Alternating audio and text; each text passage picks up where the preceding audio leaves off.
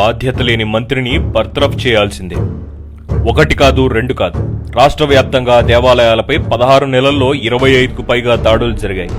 గత కొద్ది కాలంగా అయితే ఈ దాడులు ఎవరో కావాలని ఒక పథకం ప్రకారం చేయిస్తున్నట్టు వరుసపెట్టి జరుగుతున్నాయి. తూర్పుగోదావరి జిల్లా పిఠాపురంలో దేవతా విగ్రహాలను ధ్వంసం చేశారు.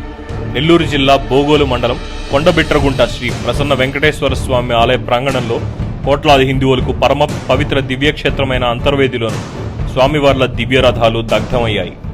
ఆ వెంటనే విజయవాడ కనకదుర్గమ్మ గుడిలో వెండి రథానికి ఉండే 3 వెండి సింహాలు మాయమవ్వడం, ఆ తర్వాత నిడమానూరులో సాయిబాబా విగ్రహం ధ్వంసం కావడం, తూర్పుగోదావరి జిల్లా ఏలేశ్వరం వద్ద హనుమాన్ విగ్రహాన్ని గుర్తు తెలియని వ్యక్తులు ధ్వంసం చేయడం, ఇలా వరుస ఘటనలు జరుగుతూనే ఉన్నాయి. కేవలం ఒక మతం లక్ష్యంగా దాడులు జరగడం మామూలు విషయం కాదు.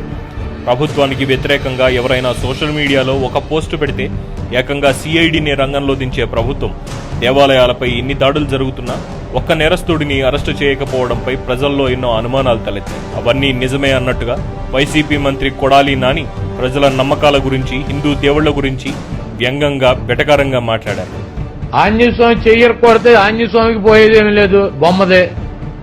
అట్లాగే ఆ గుడికి వచ్చే లాస్ ఏమీ లేదు. 10 కేజీలు వెండి ఎత్తుకుపోతే 6 లక్షలు 7 లక్షల రూపాయలు, దాంట్లో మిల్లు కట్టేది లేదు, మిద్దులు కట్టేది లేదు. అసలే వరుస ఘటనలతో మనసు గాయపడి ఉన్న హిందూ సమాజానికి ఈ మాటలు పుండుపై కారం చల్లినట్టయ్యాయి. నిజానికి ఆ మంత్రికి దేవాదాయ శాఖకు సంబంధమే లేదు. అయినా మంత్రి ఇలా మాట్లాడారంటే అది కావాలని చేసినట్టు అనిపిస్తోందంటున్నారు జనం. ఇదే విషయంపై ఇప్పుడు జాతీయ స్థాయిలో చర్చ నడుస్తోంది. ఇదిలా ఉంటే ముఖ్యమంత్రి హోదాలో శ్రీవారికి పట్టు వస్త్రాలు సమర్పించడానికి తిరుమలకు వెళ్లిన జగన్మోహన్ రెడ్డికి అడుగడుగునా ఆలయ సాంప్రదాయాలను తోసిపుచ్చారు. అర్ధాంగితో సహా వెళ్లి స్వామివారికి పట్టు వస్త్రాలు సమర్పించడం ఆనవాయితీ. గతంలో తెలుగుదేశం జాతీయ అధ్యక్షులు చంద్రబాబు ఏ సందర్భంలో తిరుమల వెళ్లినా ఆలయ సాంప్రదాయాలను ఎంతగానో గౌరవించేవారు. కానీ జగన్మోహన్ రెడ్డి వైసీపీ నేతలను వెంటేసుకు వెళ్లారు. దీనిపై కూడా సదరు మంత్రి ఇష్టానుసారం నోరు పారేసుకుని దేశ ప్రధానిని సైతం విమర్శించారు.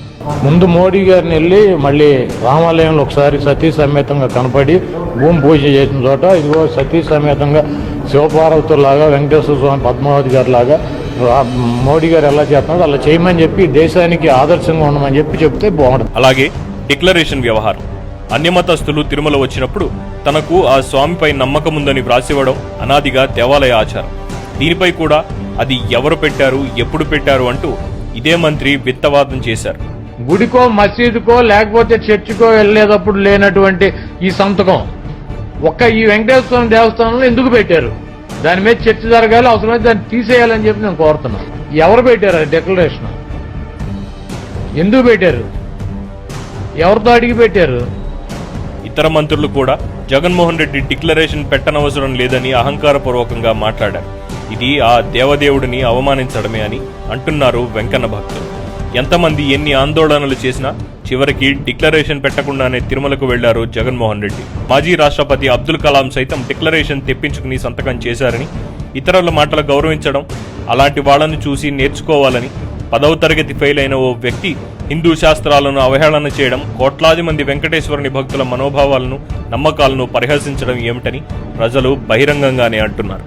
రాష్ట్రంలో ఇన్ని జరుగుతున్నా జగన్మోహన్ రెడ్డి ఏ ఒక్క అంశంపైన తన అభిప్రాయాన్ని నోరిప్పి చెప్పలేదు సరికదా. ఇన్ని మాటలు మాట్లాడిన మంత్రి కొడాలి నానిని తన వెంటే పెట్టుకుని తిరుమలంతా కలియదిరిగారు. అంటే మంత్రి మాటలను జగన్మోహన్ రెడ్డి పూర్తిగా సమర్థిస్తున్నట్టే కదా. ఈ నేపథ్యంలో వరుసగా దేవాలయాలపై జరుగుతున్న దాడుల వెనుక ఉన్నదెవరు? ఒక మతంపై దాడి చేస్తే లబ్ధి పొందేది ఎవరు?